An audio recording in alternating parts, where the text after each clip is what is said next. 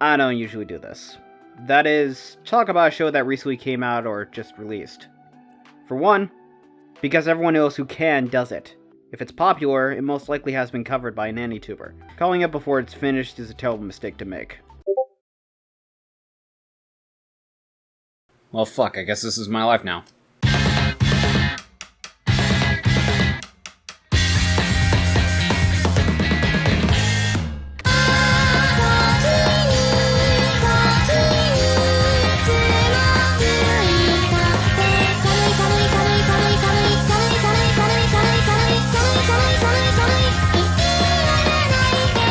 I've said it before, but I hate doing this, talking about stuff that's not finished.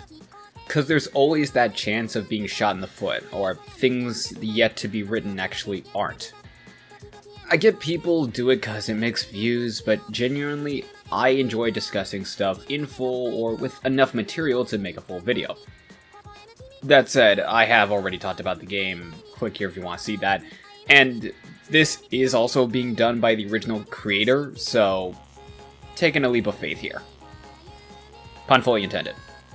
So yeah, when it comes to games I've played in the last 5 years, Omori is absolutely in my top 3 games. It's a game that depicts a young boy's life going down one of 2 major lifestyles in the span of 3 days with no real direction on what's the right or wrong way to play, because the reality of it is you're in the shoes of some kid going through his life.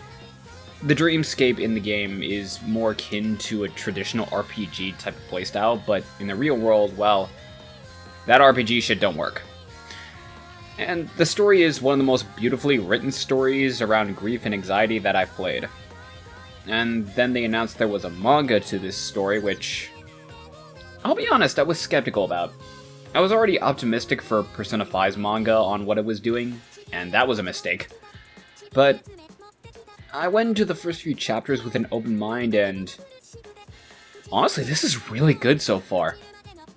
Unfortunately, I can't say too much on it, but as of now, it is doing such a good job at adapting the game. From the pacing, to the expressions, to even scenes that are all new. And much of the visuals at times actually feel straight out of a horror series. Like this full-on reminds me of something Junji Ito would do. The game itself already has such distinct visuals regarding mental play, but this is really playing around with the medium and bringing such a clear and striking visual style to it. One page it'll be a happy-go-lucky moment in the story, and in the next page the moment breaks down and deteriorates the atmosphere and visuals to being unsettling. It really feels like the manga won't be just game but comics. No, at least at the start. This is looking to add what the game couldn't, be it for artistic direction or limitations and so on. Here's hoping it'll be a series worth coming back to again for a more focused discussion on my end in 2, maybe 3 years, maybe more, however long.